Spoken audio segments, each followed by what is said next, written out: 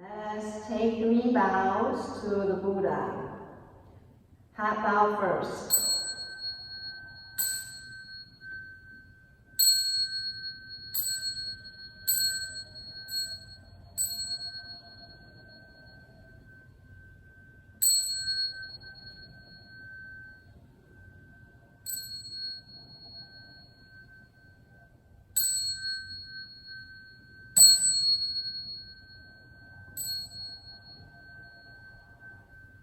Another half bow.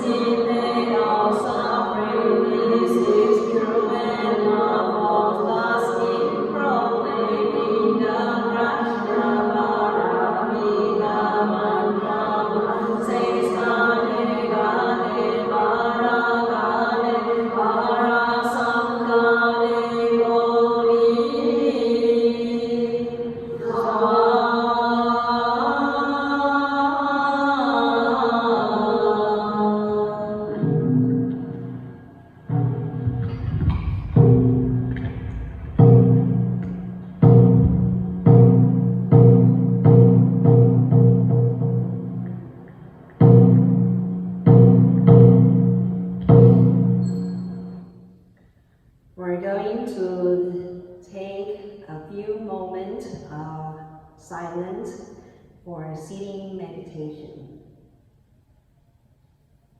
So let us get yourself a comfortable and stable, balanced sitting posture. Sit straight through your spine and close your eyes, or half close your eyes. For those who have closed your eyes, you may gaze down through your nose. So let us take 3 deep breaths.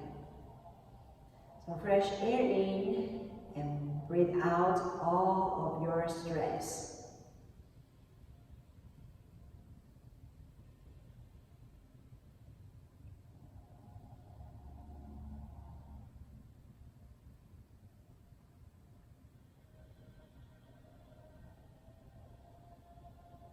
After taking 3 deep breaths, let us relax ourselves from head to toe. So relax your scalp. Relax your forehead.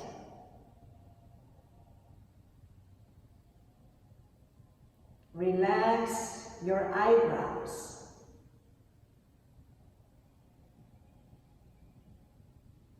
Relax your eyes.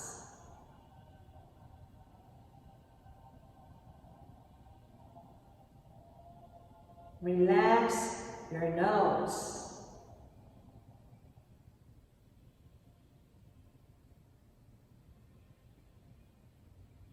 Relax your cheeks.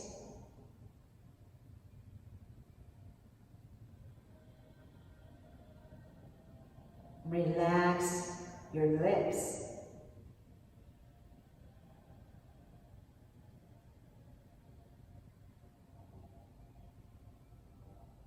Relax your ears.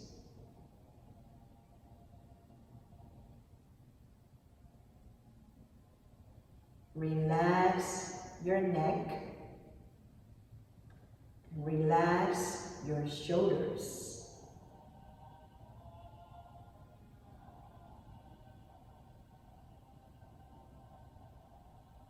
Relax your arms and all the way down to your fingertips.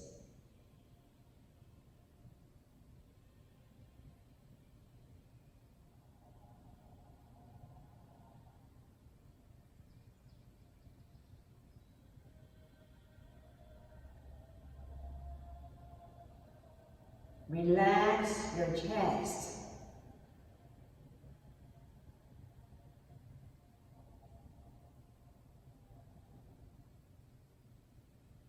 Relax your abdomen.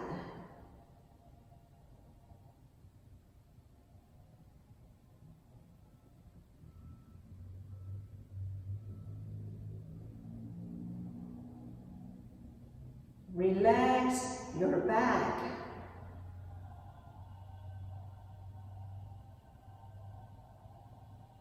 Relax your lower back.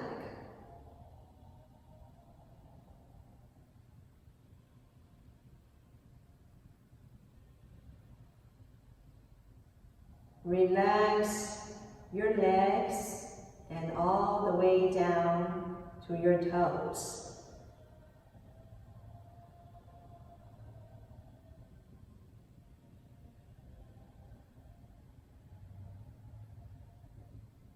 Since we are in a relaxation state, it is a good time for us to do the meditative concentration. So what we are doing is a technique called mindful breathing. Just be mindful on your breath. When breathe in, you can check on how deep the air can reach you. When breathe out, you can see how long or how short your breath is. So just be mindful on your in-breath and out-breath. If your mind wanders around, no longer concentrating on your breath, just simply and gently pull it back onto your breath. So let us take a moment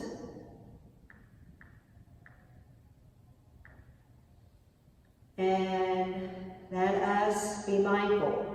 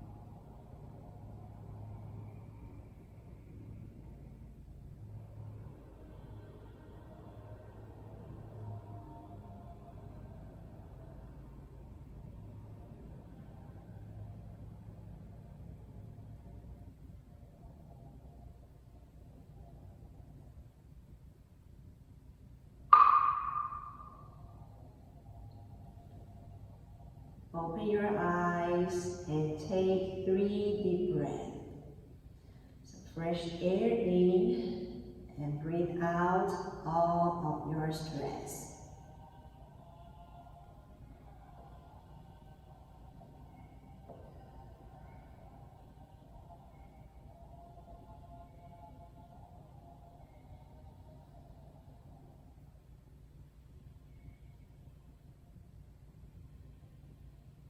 After taking 3 deep breaths, you may move to the side, relax yourself, and bend forward and backward.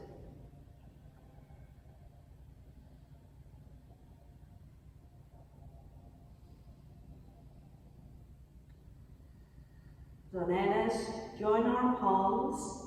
We're going to read a prayer to Avalokiteshvara Bodhisattva for safety from the novel coronavirus outbreak. This was being done by the Venerable Master Xing Yun, the founder of Guangshan, my master. So let us join your palm and read all together.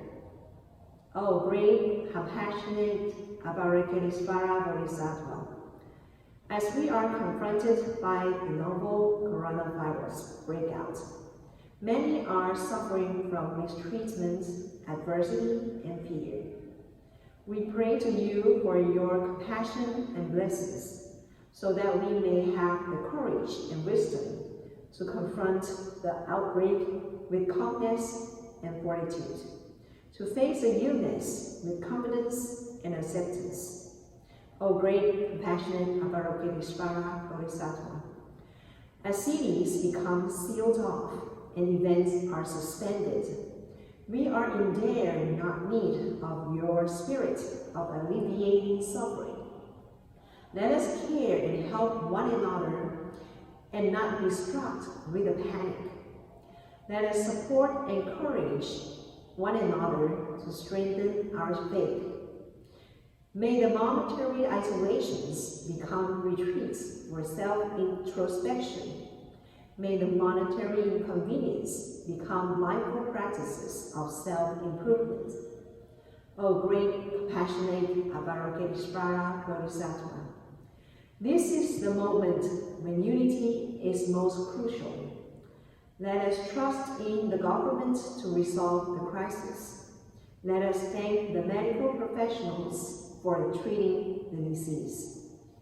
No matter how difficult the situation, as long as there is compassion and wisdom, when we all practice the 3 acts of goodness, do good deeds, speak good words, and think good thoughts, if we all protect the environment and have respect for all lives, we shall be able to turn peril into safety. O great, compassionate Avalokiteshvara Bodhisattva, at this moment, we sincerely recite your name. Blessed be Avalokiteshvara Bodhisattva. We would like to take your liberation and ease as a model. From now on, we will distance ourselves from contrary and delusive ideas to contemplate the ease of the individual. We will distance ourselves from discrimination and personal conjecture to contemplate the ease of circumstances. We will distance ourselves from attachment and entanglement to contemplate the ease of affairs. We will distance ourselves from the 5 desires and the troubles of the world to contemplate the ease of the mind. O great and compassionate Avalokiteshvara Bodhisattva, we pray for your blessings. Please help the survivors be delivered from suffering and recover their good health. Please help the deceased reborn in the Buddha land and rest well in peace. May this world be free from the turmoil of the outbreak. May each and every one of us be safe and well. O great, compassionate Avalokitesvara Bodhisattva, please accept our sincerest prayer. O great, compassionate Avalokitesvara Bodhisattva, please accept our sincerest prayer.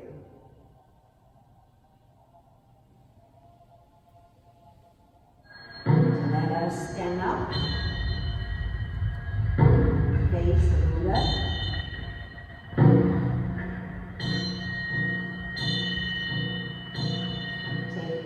We're going to do the 3 refuges.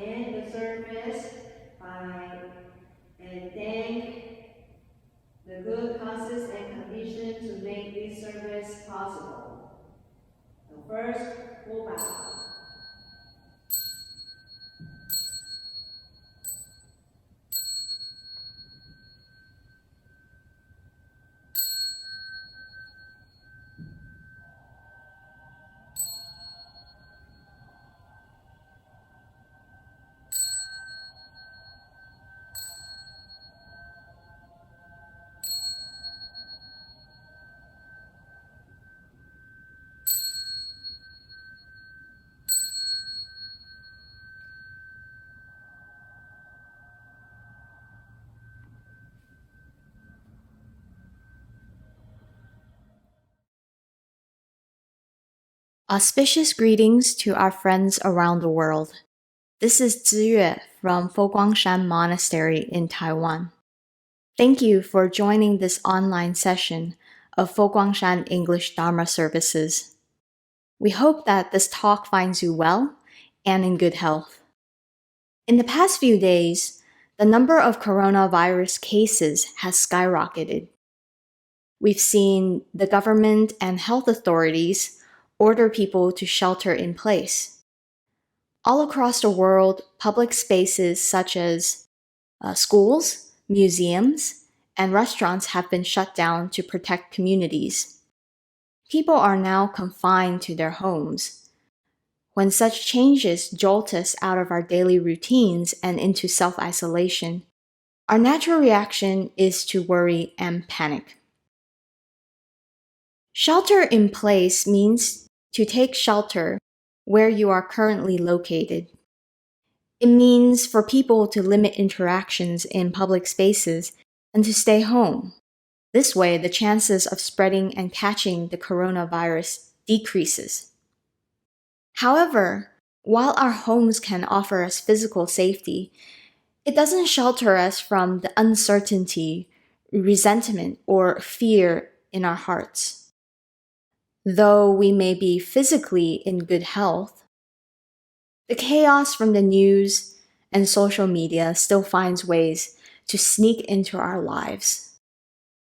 Our natural tendency is to place the blame of the pandemic onto others, but ask ourselves, does blaming others really resolve the situation? No, all it does is to feed inner turmoil. From this, we can see that although we are physically isolated and physically sheltered, we are still very much openly exposed to the poisons of greed, hatred, and ignorance. How do we seek shelter from these psychological afflictions? Where should we abide for our spiritual well-being? The Buddha teaches us to take the Dharma as our spiritual home. To put simply, the term Dharma abode likens the Buddha's teachings to a home where we live. It is considered to be our spiritual refuge and the shelter for our hearts. So where is the Dharma? Well, to name a few, cause and effect are Dharma, compassion, loving kindness, joy and equanimity are Dharma. Benefiting others and the world is Dharma. Tolerance and selflessness are Dharma. Doing good deeds, speaking good words, and thinking good thoughts are all Dharma. By continuously practicing the Dharma, we can create a haven for ourselves and others that is beyond physical form. In other words, spiritual refuge is not found by escaping somewhere else, but through the actualization of the Dharma in our daily lives. In this very place, in this very moment. We could say that the Dharma abode is our true spiritual shelter in place. Instead of locking ourselves out of fear and worry, let us transform our experience sheltering in place into a more positive one. In a pandemic, self-isolation is called a quarantine. But in Buddhism, self-isolation is considered to be a retreat. Since ancient times, many Buddhist sages have purposely isolated themselves from society to go into deep contemplation. Even in other religious traditions, self-isolation is viewed as a vehicle to greater awareness and a necessary part of spiritual life. Now, we don't need to practice austerities during the pandemic, but what we can do is to learn how to transform our quarantine into a more fruitful retreat that can benefit our spiritual growth. There is a poem by Chan Master Hansan Deqing from the Ming Dynasty. He writes, "To retreat physically with a wandering mind is wasted effort. Being reclused for 1,000 years would be futile." In a quarantine, physical movement is restricted to a certain space to prevent the spread of disease. But in a retreat, we are limited to a certain space in order to prevent ourselves from wandering off, both physically and mentally. By focusing the mind, one's energy is directed inwards for reflection, prayer, and meditation. Instead of going outwards, one goes inwards for introspection. In this way, we can begin to develop ourselves and discover the endless Dharma treasures within us. In the book called Mind of a Practitioner, Venerable Master Xing Yun offers the following 4 ways of self-development. The first, look for flavor in simplicity. Indeed, life at home may seem quite plain. However, we can still look for flavor in simplicity, particularly in how we live and how we relate to everything around us. The coronavirus serves as a reminder to us to reflect on the important points in life. It reminds us to be content with what we have and to cherish things we normally take for granted. For example, before the pandemic, some grocery delivery services could deliver within an hour, but now we are considered lucky if they can even deliver once a week. The coronavirus has also given us insight on just how interconnected we are and the various causes and conditions around us. Instead of indulging in many dining options or eating as a means of distraction, we can remember that the main purpose of food is to nourish the body. We can reflect on the origins of this food and the work that has gone into producing it. Likewise, as we see toilet paper fly off the shelves in the markets, may we realize that there are also those who are less fortunate than ourselves in the world. They may not even have access to the same sanitation resources we do. So actions as simple as how much food we eat and how much toilet paper we use can also become practices of the Dharma. By eating the food and using the things that we truly need, we curb our greed and practice compassion for others. We acknowledge the efforts that others have put in for our benefit, and it is also a way for us to share with other people by allowing them the same opportunity to utilize the same resources. So we should abide in cherishing and building affinities with all living beings. With newfound appreciation, even a simple meal can taste delicious. Only by cherishing what we have can we truly enjoy the taste of simplicity. The second is to look for contentment in labor. Once upon a time, someone asked a Chan master to teach him how to manage time. The Chan master replied, "When time passes, it never returns. Every second is thus precious." In a retreat, self-discipline and time management is key. Creating and following a daily schedule is the first step to freedom and finding our true potential. As we look for ways to pass time in home quarantine, choose meaningful activities that bring joy, interest, or a sense of achievement.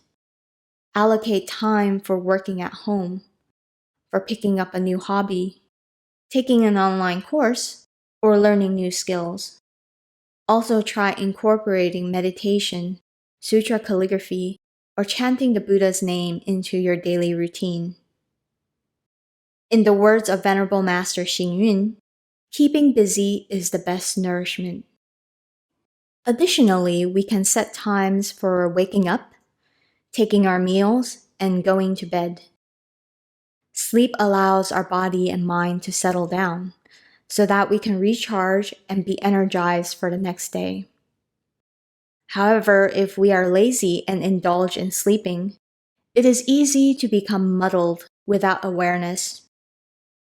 Buddhist practice emphasizing upholding a regular daily schedule that includes chanting and taking meals. It also maintains a proper balance between work and rest. By providing ourselves with structure, we allow our body and mind to adjust to a set rhythm. Well rested and properly nourished, the body knows what to expect and experiences less stress, causing the mind to also be more settled and at ease. Having a routine helps us conserve energy by reducing the time and effort we normally waste idling away or coaxing ourselves out of procrastination. Managing time is also the start of managing our minds. We should understand the fleeting essence of time and learn to abide in the present.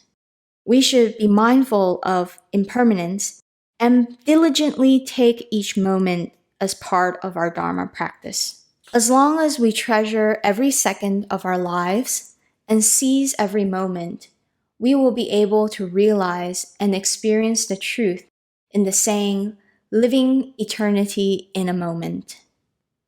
Third, look for freedom in restriction. Many people find routine to be quite plain and boring. Instead, they seek to have various choices and freedom in living impulsively. Most people believe that having more choices, the more freedom we have. We live in the illusion that when there are more options, there are fewer restrictions. However, this is not always the case.